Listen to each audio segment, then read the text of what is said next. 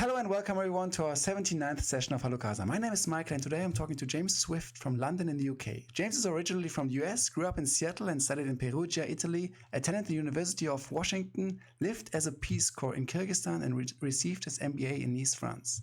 In London, he founded his company with his partner after raising significant capital, and they are now operating high-end service apartments in the heart of the city, focusing on serving the corporate temporary accommodation market.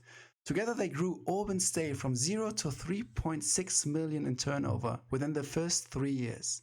And they also won Best Operator 51 to 200 apartments by Service Apartment News twice in just 6 years.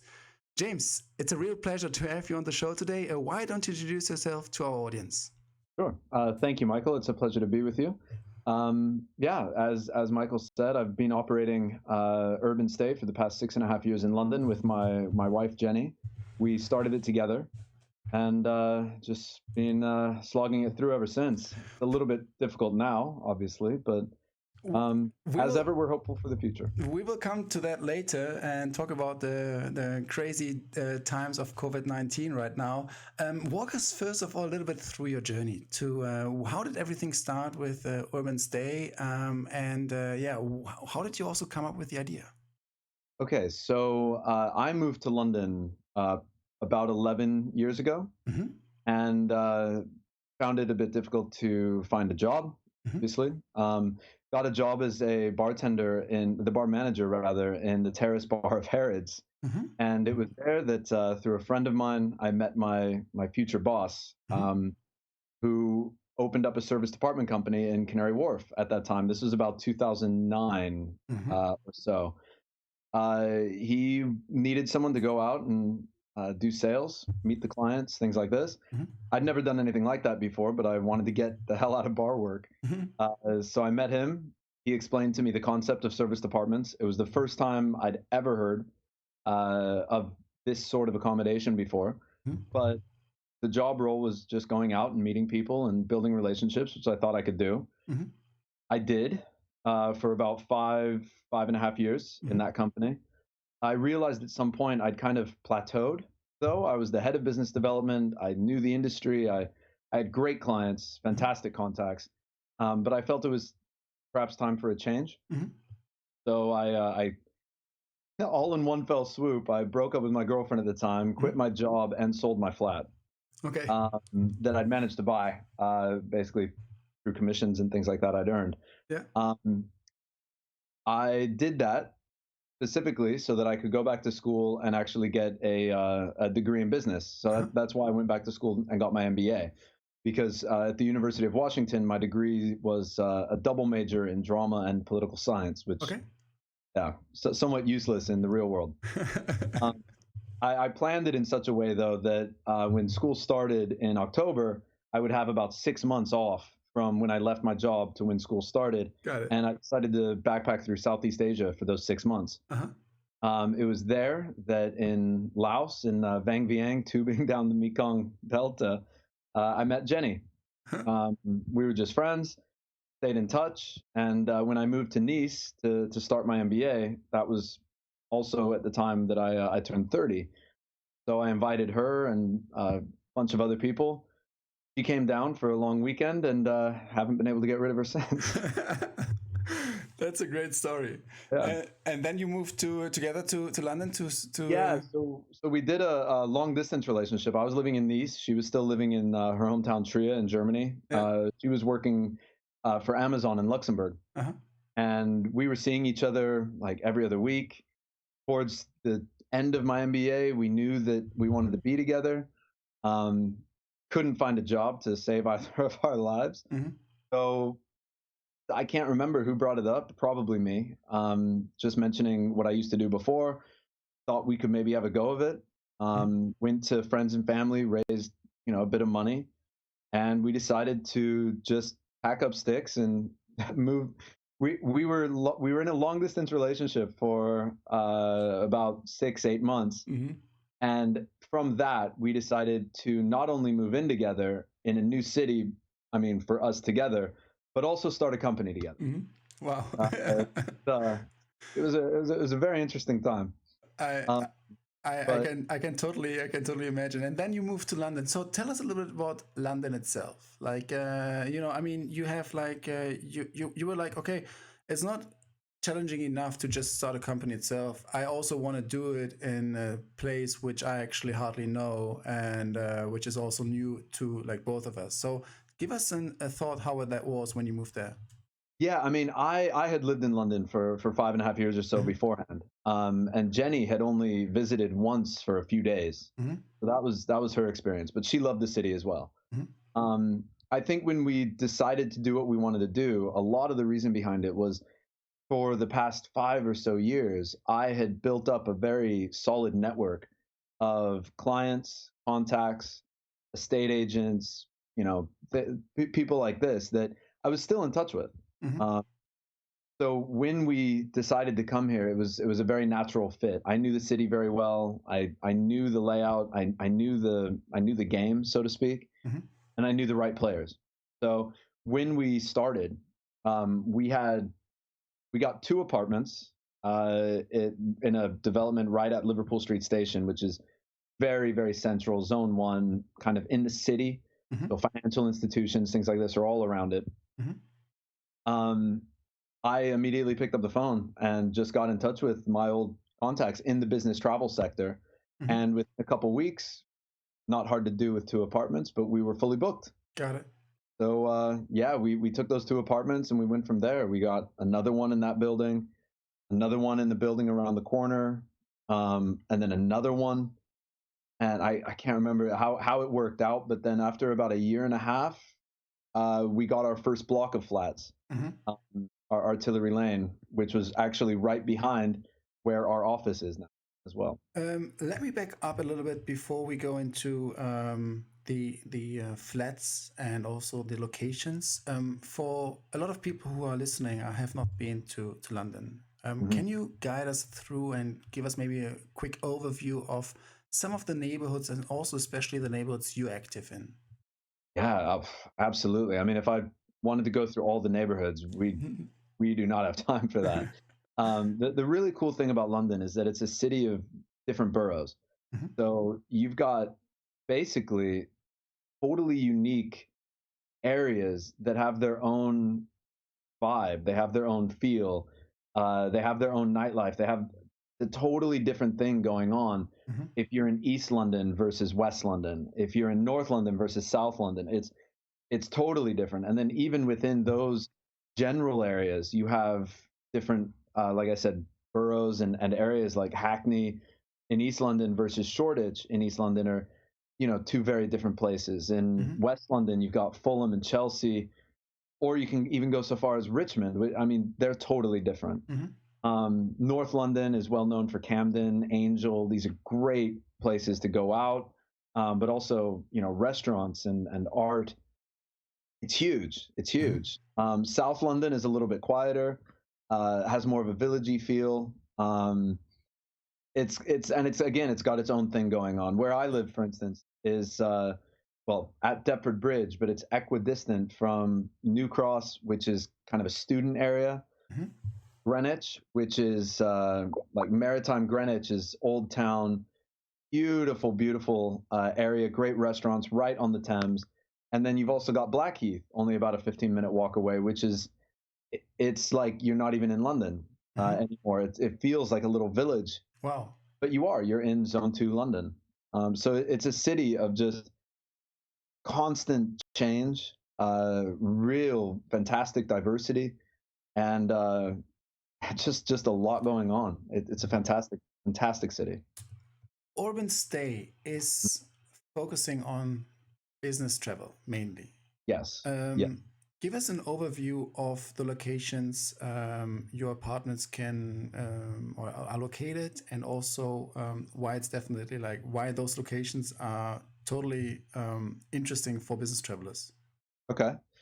So all of our apartments are in Zone One. We made a concerted effort from day one Mhm. to keep everything central. In London, there's zones going all the way technically out to Zone Nine, but like Heathrow is in Zone Six. Zone One is really the center and the heartbeat of the city. Mhm. So this is where you have all the banks. It's also where you have all the theaters.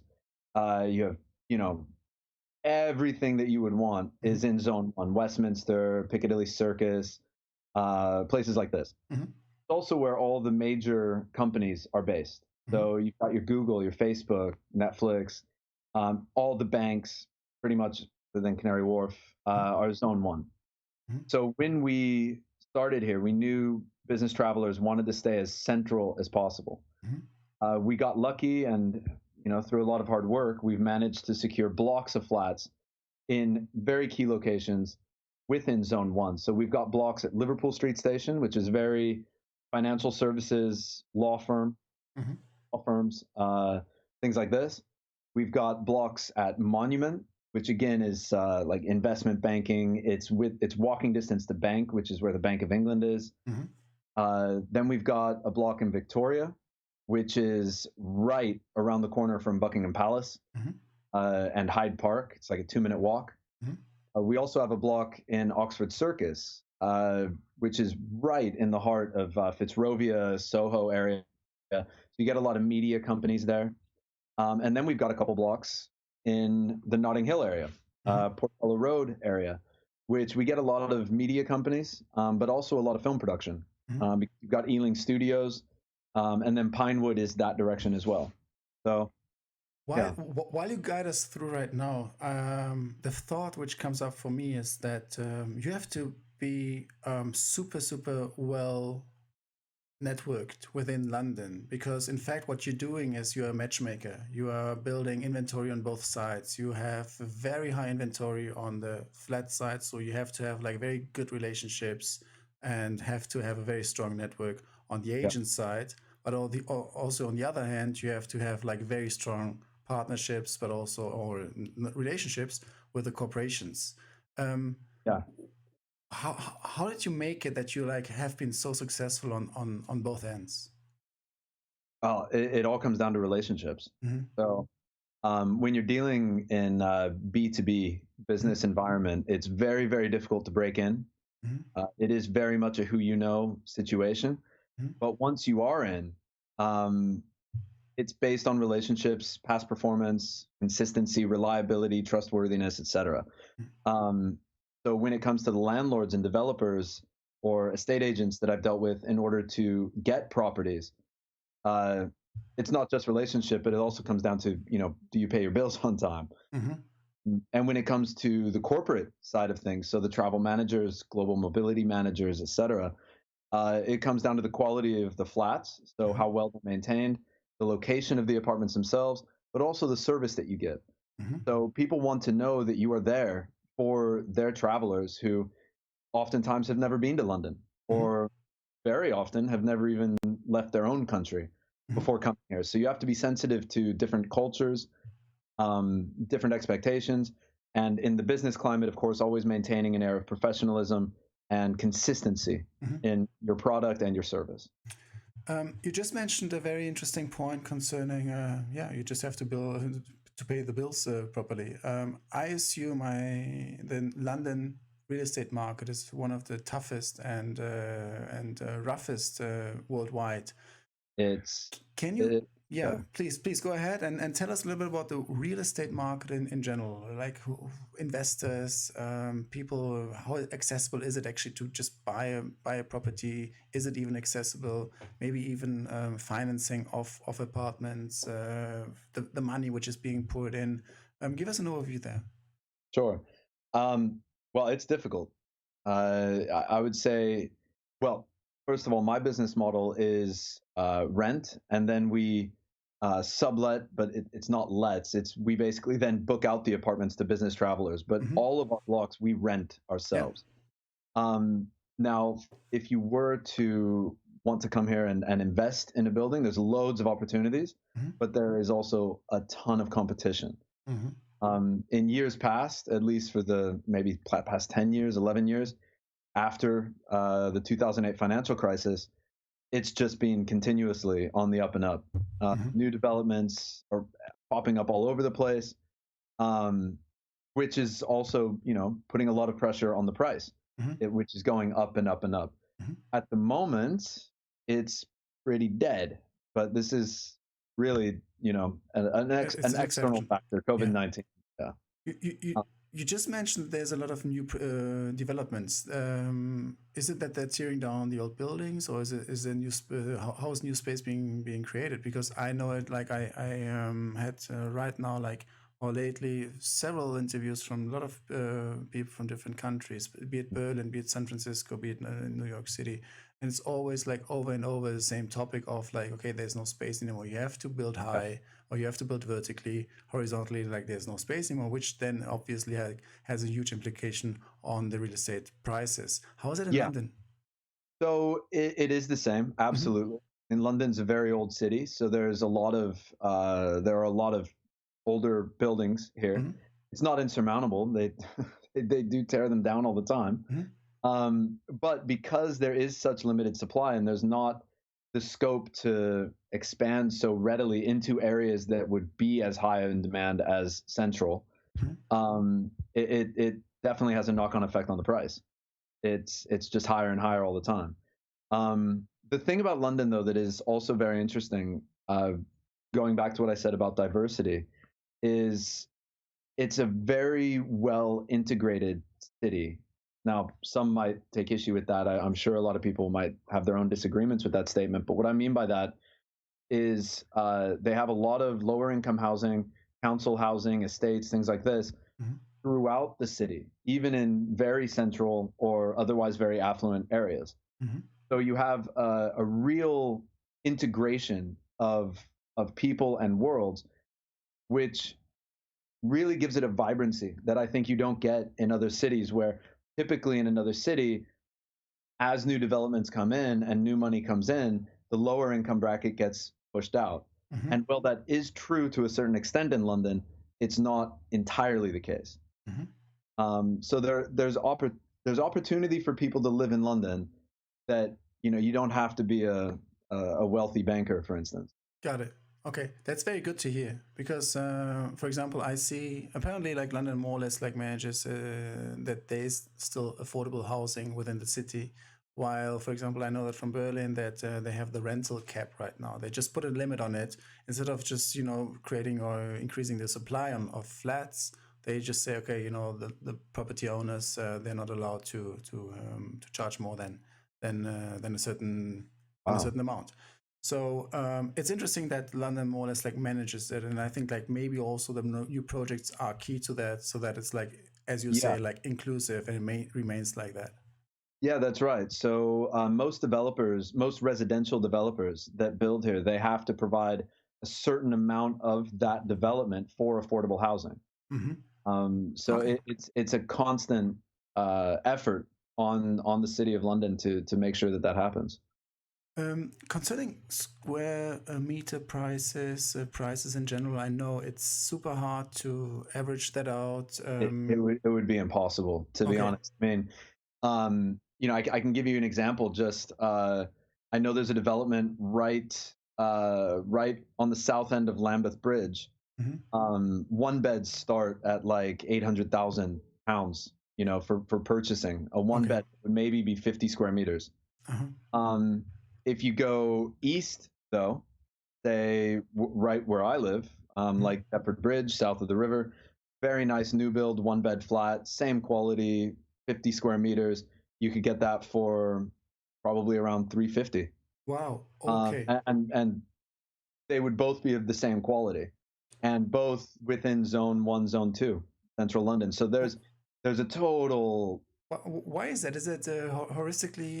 Is it just grew like that, or is there any I market can't. price or any other price which has an implication on the market price? I know that from It, different it, countries that sometimes you have like the cadastral price or any book price which is being used, or what is it?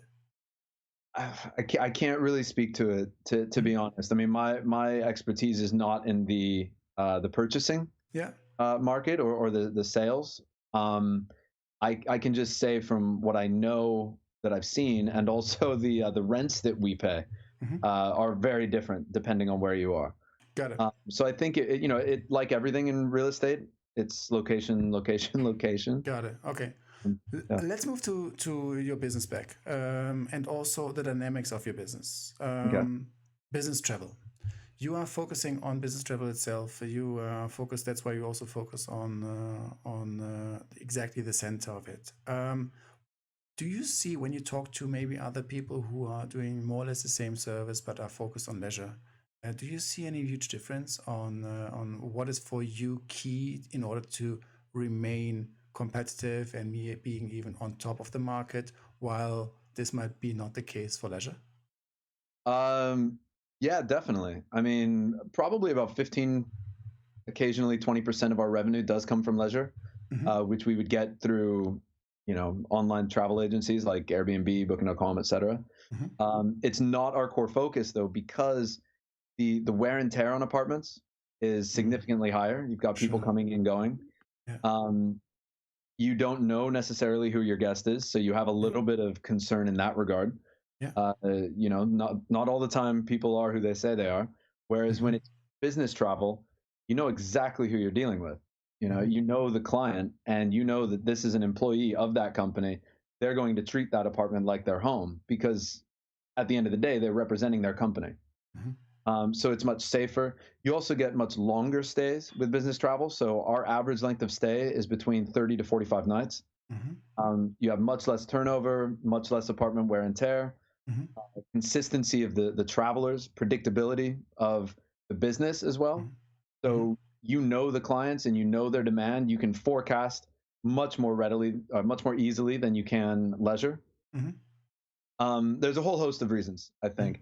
The rates for business travel do tend to be a little bit lower than what you Mm-hmm. might achieve in leisure, Mm-hmm. but because you have these longer stays, you don't have any void periods. Mm-hmm. And with leisure travel, if you count in all the void periods, you might be making as much as we are, maybe less, Mm-hmm. but you're also experiencing a lot more wear and tear, and you have a lot more operational responsibility Mm-hmm. on a daily basis that Makes we total just sense. actually don't really have to worry about. So, for 80 apartments that we currently have, we have 10 full-time members of staff, and that includes Jenny and I as Yeah. directors. Coming to your differentiation and also, I mean, I did some research before the interview and I saw like you definitely belong like to the top shared service apartments in London, at least like top five. What do you think is your secret sauce among the competitors that you're like providing such an outstanding service towards your guests and your Well, clients? I think you nailed it. I think it's the service, Mm-hmm. it's the quality of the apartments, absolutely, Mm-hmm. the location of the apartments. I mean, these things are fixed. Mm-hmm. But like I said earlier, I think it does come down to relationships. People in the business world, they like working with people they like. Mm-hmm. And, for us, the best way to ensure that people like us is to be consistent, high quality, and approachable, personable. It's things like this that are maybe a little bit more intangible Mm-hmm. that, that have certainly helped us. Apart from that, I also saw your certification. There's now, is there a certification for shared service apartments? How does that There, work? What is it? there are. So this was an idea that originated in the States, actually, through CHIPA, Corporate Housing Providers Association, which was the Mm-hmm. first um, real trade body representing companies such as ours in the service Mm-hmm. department sector. So about 10 years ago, and I was at their first conference, actually, the ASAP was founded. That's the Association of Service Department Providers, Mm-hmm. which is basically the UK and EMEA's answer to CHIPA. Now there's a tie-in. Both organizations are very closely aligned. Mm-hmm. And a few years ago, the ASAP came out with their accreditation program. This was a way for them to differentiate between serious professional operators Mm-hmm. and, for lack of a better word, fly-by-night operators that just pop up to capitalize on the Airbnb boom. Mm-hmm. So it's a lot different doing what we do professionally versus what, random individuals that are just renting a few flats to try and, make money on what's popular at the moment. So the accreditation program, you not only have to have a good quality product, your finances have to be in order, your insurances have to be in place, and they actually come out and they visit most of your apartments. They meet the team, they see the office, they go through all of your paperwork and documentation, and then Wow. if you pass through that, then you are accredited. And not only is this a good way to, I guess, somewhat segment the market, but now we've seen a lot of corporate clients are recognizing this accreditation as being their litmus test, so to speak. So, if you want to deal with XYZ company, you will have to be accredited by the ASAP or they won't even talk to you. Wow. It's not the case across the board just yet, but we are seeing quite a significant uptake in that. Yeah. It's nice to have like kind of, I think like it's definitely needed such a regulation within the market, because I've heard that there's a lot of black sheep within that segment in different cities, like, seeing that there's apparently like a real audit going on, like, they inspect your listings and they really do the paperwork, they really do the audit on your paperwork and stuff, so that you are like also, they're making sure that you are like a credible partner and that you're not like running away with some, I don't know, like prepayment money or what have you.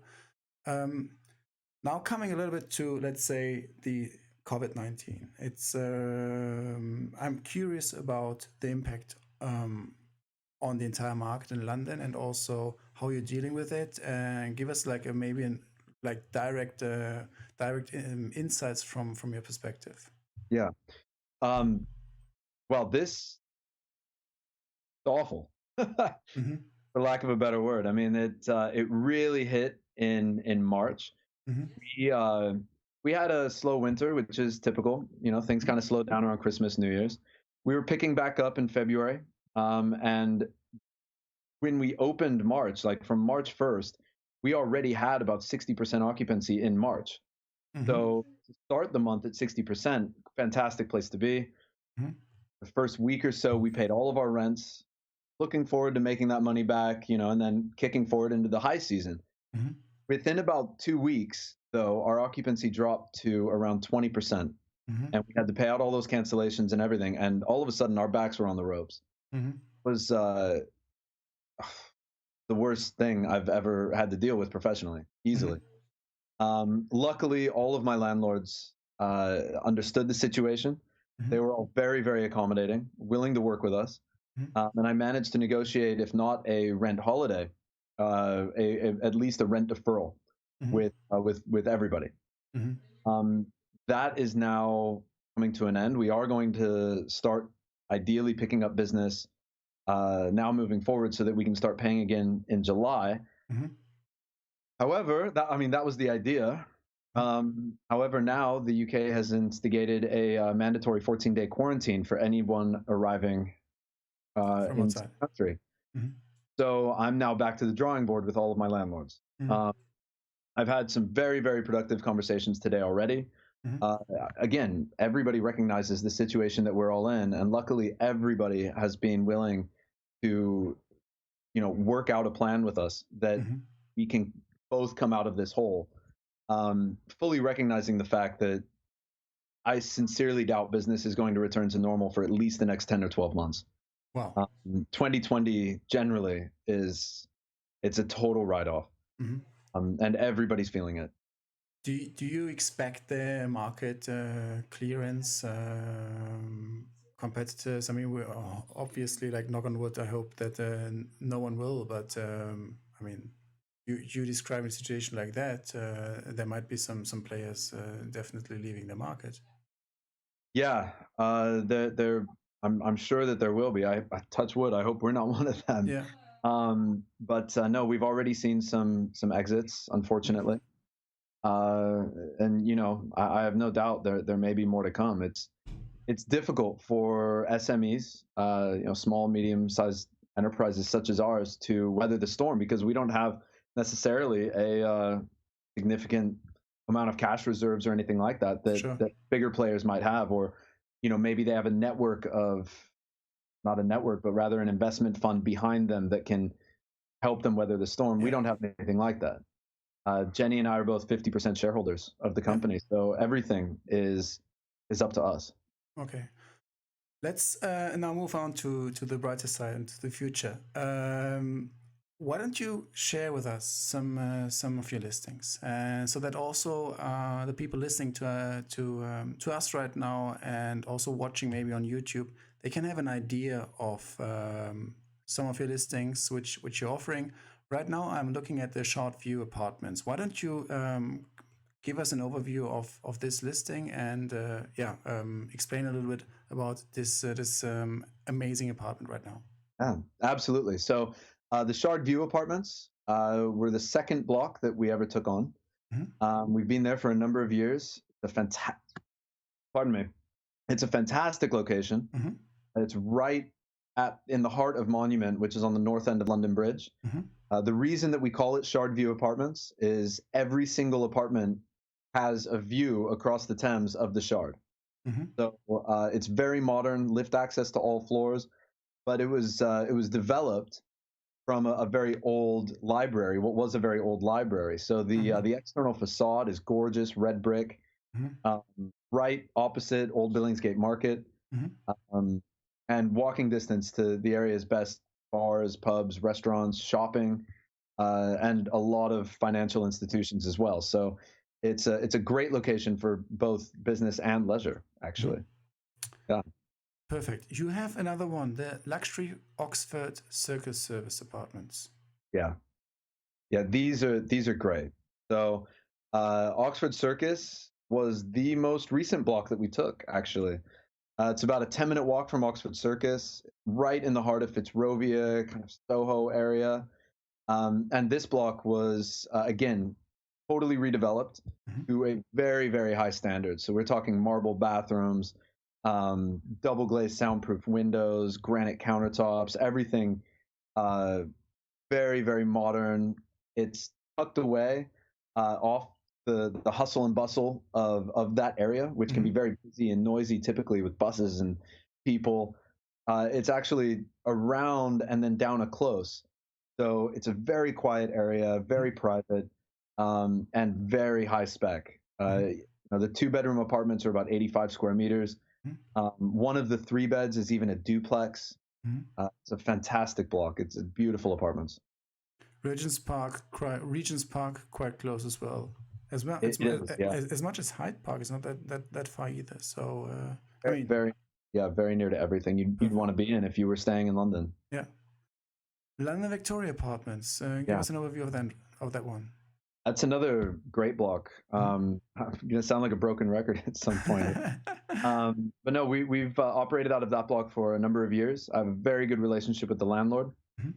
He's a lovely chap. Um, and yeah, those apartments with agreement from the landlord, we renovated about 2 years ago Mhm. to really spruce them up. Again, older listed buildings, so there's nothing you can do with the outside, Mhm. but the inside of the units we totally revamped. So Mhm. modern kitchens, modern bathrooms, totally redid the flooring with really nice Emtico flooring. Mhm. Um, and its location cannot be beat. It's about a 2-minute walk to Hyde Park, Mhm. and right behind Buckingham Palace. Mhm. And Victoria Station is about a minute, 2-minute walk away as well, which Mhm. is one of the key stations of London. It's Mhm. served by numerous underground lines, tons of buses, and it's a mainline train station as Mhm. well. If you want to get out of the city, go to Brighton, anything like that, it's all from Victoria. Awesome. And then the last one, Portobello Market. Yeah, this one is a very niche product. So we've had this one for about a year and a half. Um, it's again older block, but beautiful modern apartments, Mhm. and it's a very interesting mix of actual one-bedroom apartments, and then it has mezzanine level. It sounds bad to say studio because it's more than a studio, but it's Mhm. less than one bed. Mhm. But those mezzanine level apartments, they're about 40 square meters, Mhm. so really good size. You have a proper sitting area, living room, kitchen with a dining area, and then you have your sleeping porch above. So it's really good for, you're here for like 2 weeks or a month. Fantastic. I mean, I'm just looking at this one with what you just said, with the stairs up, down the kitchen, very bright, and then up there you have the bedroom, or kind of like it's amazing. It's with the Yeah, wooden they're floor. really well styled as well. Location wise, where is that located? So that's near Ladbroke Grove Station. Mm-hmm. is ideally situated for anyone that works in Paddington or Hammersmith. Hmm. There's a lot of industry around there, but Ladbroke Grove is one street away from the famous Portobello Road Market Hmm. in the heart of Notting Hill. So this Okay. is where you have all those beautiful colored houses, colored doors. You have the famous Portobello Road Market. It's a real vibrant, absolutely lovely area. Yeah. It's great. I also have to say, I'm looking at the prices. You say it's a one bedroom, it's 145, 45. I can even stay there like for up to two. How much would that be if it's not like one person but two person? More or Oh less. no, don't differentiate between number of Ah, you don't guests. even. So I get No, this one for 145. yeah. 154. Sorry, no 145. Sorry, which I think is like a comparable price to a hotel room, which I get like somewhere in London easily. Like I paid that easily in somewhere in London City. No. Oh yeah, absolutely. I mean, the best thing about service departments is really that is that you get to experience this home from home. Mm-hmm. It's cheaper than a hotel when you count in the space and the livability. Mm-hmm. It's an amazing savings, Mm-hmm. and it's an incredible deal because you can really move in and live there. You know, you can cook at home, relax on the sofa, and watch TV. You're in a residential area. It makes you feel like you're a part of the city. Totally. Whereas when you stay in a hotel, you always feel a little bit disconnected. You always feel always like you're a guest. Whereas when you stay in a service department, you really do feel like a resident, like you live there. That's and also you have to account for the food you actually, in fact, like cannot cook at in a hotel room. So you know, Yeah. like I don't know, do groceries versus go to a Eating out at restaurant or I don't know, like eat some hotel fries is a totally different different style. absolutely. Yeah, yeah, definitely. Yeah, so that's really the selling point. You know, if you go to a city for 1 or 2 nights, a hotel is so easy, Hmm. right? You can check in anytime, concierge, take you to your room. You got a place to sleep. You're in and out. Sure. But if you stay somewhere for a week or more, a hotel room can get quite claustrophobic Yeah. very quickly, and you always feel like a guest. You don't feel like you're settled. Yeah. That's what apartments provide, and that's what we provide. Now, when it comes to check-in and things like that, we have 24-hour self check-in as well. So all of our apartments are keypad entry. Oh, do We you? have unique access Ah, codes okay. for yeah. So you then give the key in advance, and then I don't need you. Like you just it's quite easy to it's Yeah, yeah. digitalized or All, yeah, all of our apartments have keypad entry to the main doors. So yeah. you enter using a unique access code, and then all of the apartment doors have a smart lock by Resort Lock, which is a Wi-Fi enabled keypad locking system where we can actually generate unique access codes for every single guest that starts at say 3 p.m. on the date of arrival and it ends at 11 a.m. on their date of departure. And it will be a unique code just for them. And that's how they get in and out of their apartment. It's another keypad, yeah, that which you Yeah, have on door. Okay, interesting. Wow, I on didn't know each that. floor. Yeah, so we don't actually use physical keys anymore. Okay. Apart from that, we haven't even touched upon like your entire service offerings. What is it you're taking care of? What is it what a guest can expect when they book with you? Well, what they can expect is a seamless experience, Hmm. friendly staff willing to help. Hmm. No task is too large, no task is too small. Hmm. Uh, they will get a very, very high quality product. Hmm. But on top of that, we actually have many, many little extras. So UrbanStay is one of the few service department brands that is 100% pet friendly. So we Hmm. accept cats and dogs and everything in between. Hmm. If you do bring a cat or a dog, we have a whole welcome pack actually that we provide free of charge. That's nice. Uh, Water dish, food dish, a toy. Jenny actually even spent a lot of time making a very, very unique pet welcome guide. Hmm. So, in addition to the welcome guide that we have in all of our apartments that has emergency information, local area information, how to guides, things like that, Hmm. we have a separate pet welcome guide that has all the information that you would need about vets, local parks, rules about having pets in restaurants or public transport. If you have a question, the answer is in that guide. It's very thorough and very unique. to Awesome. what we offer to our guests that come with pets. We also, will provide a baby cot if you have a baby. It is a chargeable extra, but if you do that, we also have a complimentary baby bib that we provide. We try and do little things like this that make it a very special and unique experience for all of our guests. That's so great. Do you also, random question, I don't know, do you also do cleaning? If I stay like 3 weeks or something like that, do you, I don't know, like, is anything included? Yeah, absolutely. So not only are all of the bills included, which also includes high-speed broadband internet. Yeah. We have that in all of our apartments. What you pay in your nightly rate, you don't pay anything else other than that. Yeah. Now, for anyone staying longer than a week to 10 days, we will provide a once weekly cleaning. Okay, nice. Which will include a total apartment clean, basically refreshing it back to the level it was before you checked in, as well as bed linen and bath towel replacement. Wow. And that is included in the price. Yeah. Wow. Fantastic. I also saw on your website that you are affiliated or partnering with other service companies. We are, yeah. So we have a few different chargeable extras that we can provide. There's a company called Ammo Chef that if you are so inclined, you can actually hire a chef to come to your apartment and cook for you. We've got delivery services that we work with. I know that we are talking as well to a concierge service that will book theater tickets, taxis, things like this. So where we don't have a concierge in any of our buildings, we try and make up for it by having all of these options available at the touch of a button. That's great. That sounds. I already know. Like once I travel to London, I know where I will stay. Oh, you're always welcome. Perfect.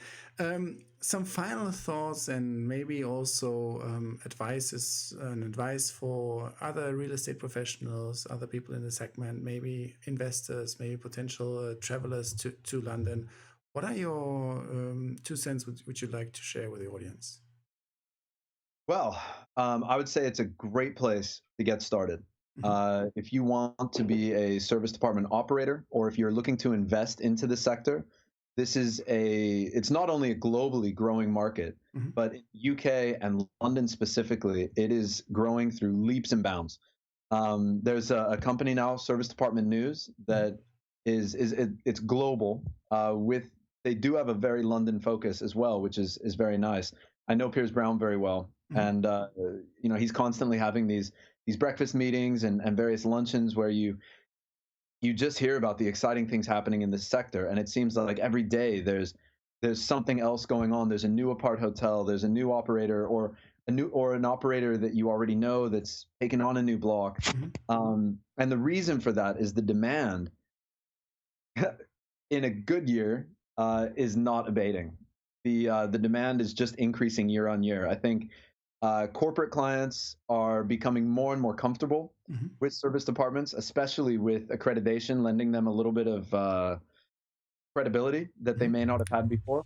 Yeah. But also on the leisure side, Airbnb, to be honest, has done wonders for our sector just by raising awareness with travelers that otherwise might not have even considered an apartment before. Yeah. So this industry is absolutely on the up and up.